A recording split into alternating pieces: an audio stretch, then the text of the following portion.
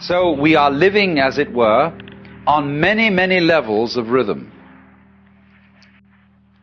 This is the nature of change. If you resist it, you have dukkha, you have frustration and suffering. But on the other hand, if you understand change, you don't cling to it, and you let it flow, then it's no problem. It becomes positively beautiful, which is why in poetry, the theme of the evanescence of the world is beautiful. When Shelley says, "The one remains, the many change and pass. Heaven's light forever shines, earth's shadows fly. Life, like a dome of many-colored glass, stains the white radiance of eternity until death shatters it to fragments." Now, what's beautiful in that? Is it heaven's light that shines forever? Or is it rather the dome of many-colored glass which shatters?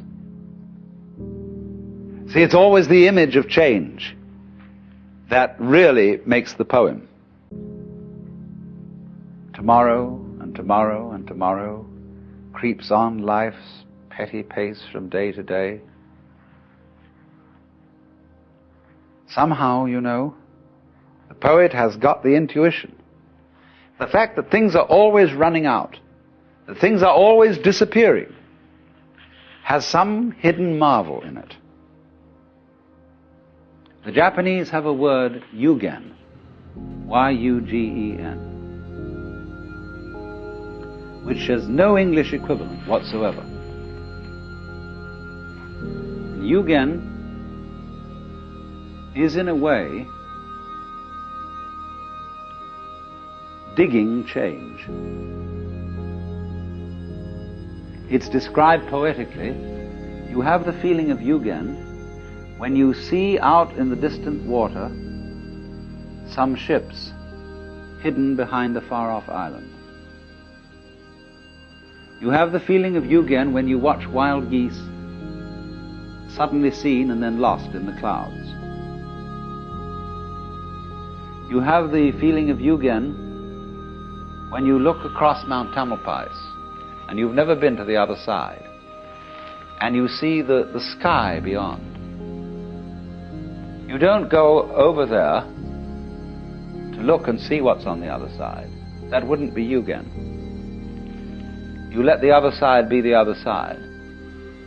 And it evokes something in your imagination, but you don't attempt to define it, to pin it down. Yugen. So in the same way, the coming and going of things in the world is marvelous.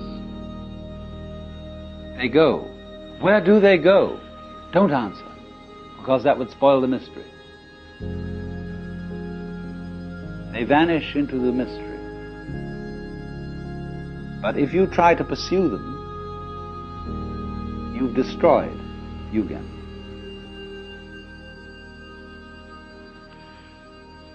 That's a very curious thing, but that idea of yugen, which in Chinese characters means, as it were, a kind of the deep mystery of the valley. There's a poem in Chinese which says, "The wind drops, but the petals keep falling. The bird calls, and the mountain becomes more mysterious." Isn't that strange? There's no wind anymore, and yet petals are dropping. And a bird in the canyon cries. That one sound in the mountains brings out the silence with a wallop. Like I remember when I was almost a child in the Pyrenees, in the southwest of France, we went way up in this gorgeous silence of the mountains. But in the distance we could hear the bells on the cows clanking. And somehow those tiny sounds brought out the silence. And so in the same way, slight permanences bring out change.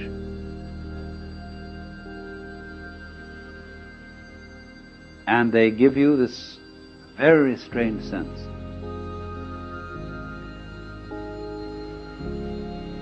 Yugen, the mystery of change. You know, in Eliot's poem, The Four Quartets, where he says, the dark, dark, dark, they all go into the dark.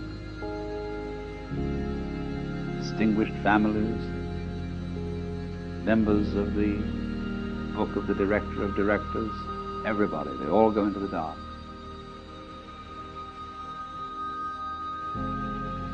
Life is life, you see, just because it's always disappearing. Supposing suddenly, by some kind of diabolical magic, I could say zit, and every one of you would stay the same age forever.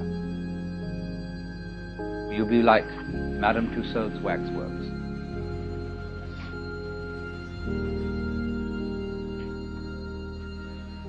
You'd be awful.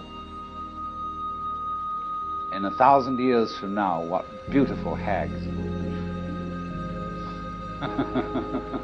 be.